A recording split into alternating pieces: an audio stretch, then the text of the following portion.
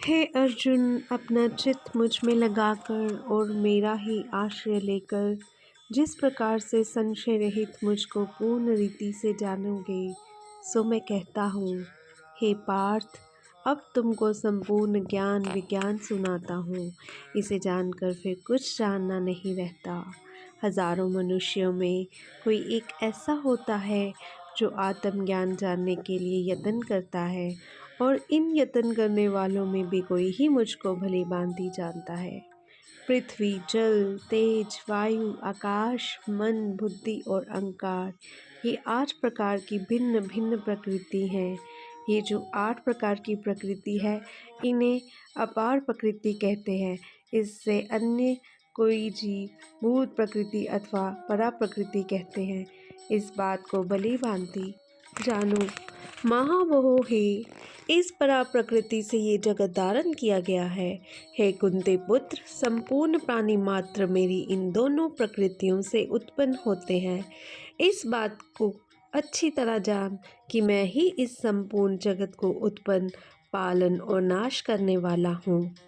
हे अर्जुन, जैसे धागे में मणि पिरोई जाती है, उसी तरह ये संसार मुझ में पिरोया हुआ है। इसलिए मुझसे परे कुछ भी नहीं है।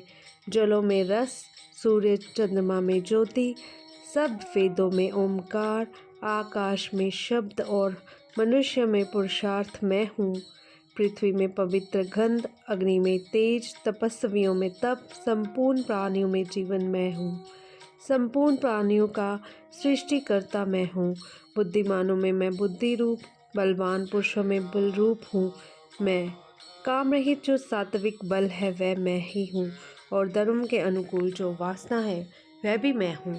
सतोगुणों, रजोगुणों और तमोगुणों तीनों मुझसे उत्पन्न है। मैं उनके वशीभूत नहीं हूँ। इन्हीं तीनों गुणों ने संपूर्ण जगत को मोहित कर रखा है।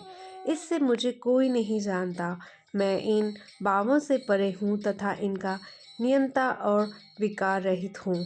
ये मेरी माया बड़ी कठिन है। जो मेरी शरण आते हैं वो ही मेरी माया के पार पहुँच पाते हैं। हे अर्जुन, मेरी माया ने जिनका ज्ञान हर लिया है, उस ज्ञान के दूर हो जाने से वे असुर भाव को प्राप्त हो गए हैं। ऐसे मूढ़, पापी और नरधम मुझको नहीं पाते। हे धनंजय, रोगी, पीड़ित, आत्मज्ञान को जानने की इच्छा करने वाला, ऐहिक या परलौकिक भोग भोगने वाला और ज्ञानी, ये 4 प्रकार के मनुष्य पहले जन्म के पुण्य उदय होने पर मुझे भजते हैं। इन 4 प्रकार के पुरुषों में ज्ञानी श्रेष्ठ है, क्योंकि वह सदा मुझ में युक्त रहता है। इससे ज्ञानी मुझको प्यारा है और मैं ज्ञानी को बहुत प्रिय हूँ। अर्जुन, बहुत जन्म तक ज्ञान संचित करता हुआ जो इस संपूर्ण जगत को वासुदेव जानकर मेरा स्मरण करता रहता है, वह महात्मा दुर्लभ है। अपनी अपनी प्रवृत्ति के अनुसार मनुष्य धन, जन, स्त्री, पुत्र आदि लोभ के वशीभूत होकर उन वासनाओं से अज्ञान में डूब उन फलों की चाहना से मोहित मूढ़ प्राणी मुझको अजन्मा अविनाशी नहीं जानते। मैं भूत, वर्तमान और भविष्य इन तीनों कालों में उत्पन्न हुआ सभी प्राणियों को जानता हूँ, और हमको तू ही जानता है और कोई नहीं जानता। हे अर्जुन, इस संसार में आकर प्राणी मुग्ध हो जाते हैं और मार्गों में फंस जाते हैं। इच्छा द्वेष से उत्पन्न जो फल प्राप्त करते हैं, उनके फल शीघ्र ही नष्ट हो जाते हैं, और जो मेरा भजन पूजन करते हैं वे हमसे मिलते हैं। मैं विनाश रहित, सर्वोत्तम और परम स्वरूप हूँ। इसलिए जो बुद्धिहीन मुझको किसी से प्रकट भया जानते हैं और अन्य देवताओं की उपासना करते हैं, उनको नाशवान फल मिलता है। मैं योग माया से आच्छादित हूँ, इसलिए सबके सामने प्रकाशित नहीं होता। केवल अपने भक्तों के ही सामने मैं प्रत्यक्ष रूप में आता हूँ। जो मेरी माया से अन्य देवताओं की पूजा करते हैं, उन पुरुषों की श्रद्धा को मैं दृढ़ता देता हूँ, जिससे मुझे भूल जाते हैं। वह मनुष्य उन्हीं देवताओं में श्रद्धा रखकर उन्हीं की आराधना करते हैं और उन्हीं देवताओं के अपने मनमांसित फल को पाते हैं। मैं भी उनको वैसे ही प्रेरणा करता हूँ, परंतु जो हमें छोड़कर अन्य देवताओं की उपासना से सुख दुख आदि से छूट अपने चित्त को दृढ़ कर मेरे भजन में लग जाते हैं और करते हैं, जो मेरा आश्रय लेते हैं, वह जन्म मरण से छूटने का उपाय करते हैं, वह ब्रह्म संपूर्ण अध्यात्म और संपूर्ण कर्मों को जानते हैं, जो मुझे अद्भुत जानते हैं, मेरे को ही अध्यात्म देव जानते हैं, वह यक चित्त वाले मरने के समय भी मुझको ऐसा ही जानते हैं, हमें नहीं भूलते। इससे परमानंद अविनाशी पद को प्राप्त हो जाते हैं।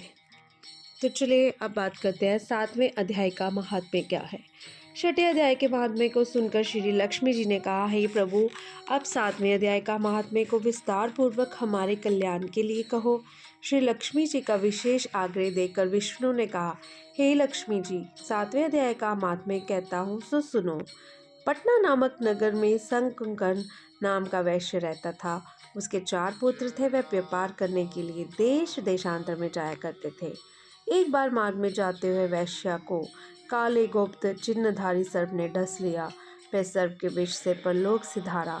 उसके साथी उसकी दशा देखकर दुखी हुए और उसका दाह संस्कार करके उसके संपूर्ण धन को लेकर घर लौट आए। शंकुकर्ण के पुत्र को उसका सब धन देकर उसके मरने का समाचार कह उसकी गति करने को कहा। वैश्य के 4 पुत्र पिता की दुर्गति को सुनकर बहुत दुखी हुए और ब्राह्मणों को बुला कर पूछा कि सर्प काटने से जिसका मरण होता है उसे अच्छी गति कैसे मिल सकती है। ब्राह्मणों ने कहा कि जिसका मरण परदेश में हो गया हो, सर्प आदि जीवों के द्वारा हो, उसकी गति नारायण बलि से मिलती है।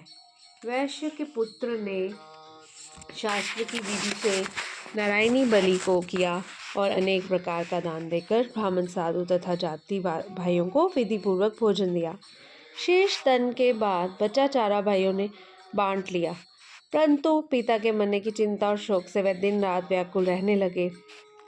एक दिन शंकुकर्ण के साथी व्यापारियों से एक पुत्र ने पूछा कि जिस ठोर पर हमारे पिता को सर्प ने काटा वह जगह कौन से है, मुझे भी बताओ, और हम उस सर्प को मारना चाहते हैं, अपने पिता का बदला लेना चाहते हैं। व्यापारियों ने उससे वैश्य पुत्र को अपने साथ ले जाकर वह स्थान दिखा दिया। उसके पिता को सर्प ने वहां डसा था। शंकुकर्ण का पुत्र वहां सर्प के रहने का स्थान ढूंढने लगा। समीप में एक भांबी को देखकर कुदाली से खोदने लगा।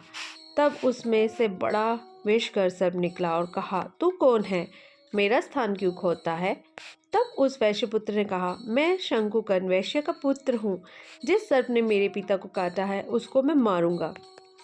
तब सर्प ने कहा, हे पुत्र, मैं शंकुकर्ण हूँ, मुझे मत मार। अब तू घर जाकर मेरी इस जन्म के संस्कार ये दशा हुई है। वैश्य के पुत्र ने अपने पिता के वचन सुनकर कहा, हे पिता, जो उपाय हो सो तुम्हारी गति के लिए करें। सर्प ने कहा, हे पुत्र, किसी गीता पाठ करने वाले ब्राह्मण को घर में बुलाकर भोजन वस्त्र आदि से प्रसन्न करके उससे गीता के 7वें अध्याय का महात्म्य का फल मेरे वास्ते दिलाओ तो मेरा उद्धार हो। वैश्य पुत्र पिता से विदा होकर अपने घर लौट आया और सब समाचार अपनी स्त्री को सुनाया। वैश्यपुत्र की स्त्री ने कहा, जिस प्रकार गति हो वह उपाय करो। वैश्यपुत्र ने अपने नगर भर के गीता पाठ करने वाले ब्राह्मणों को बुलाकर गीता के 7वें अध्याय का पाठ करा के ब्राह्मणों को भोजन वस्त्र दक्षिणा देकर आशीर्वाद लिया और 7वें अध्याय के महात्म्य के फल को लेकर पिता को दिया। उससे शंकुकर्ण की सर्प की योनि छूट गई, दिव्य शरीर मिला और वह विमान में चढ़कर देवताओं के समान अपने पुत्र को धन्यवाद देता हुआ वैकुंठ धाम को गया। विष्णु ने कहा, हे लक्ष्मी, इस 7वें अध्याय के महात्मा को जो सुनेगा और पढ़ेगा वह सदगति को प्राप्त हो जाएगा। सो दोस्तों, आज अमावस्या है।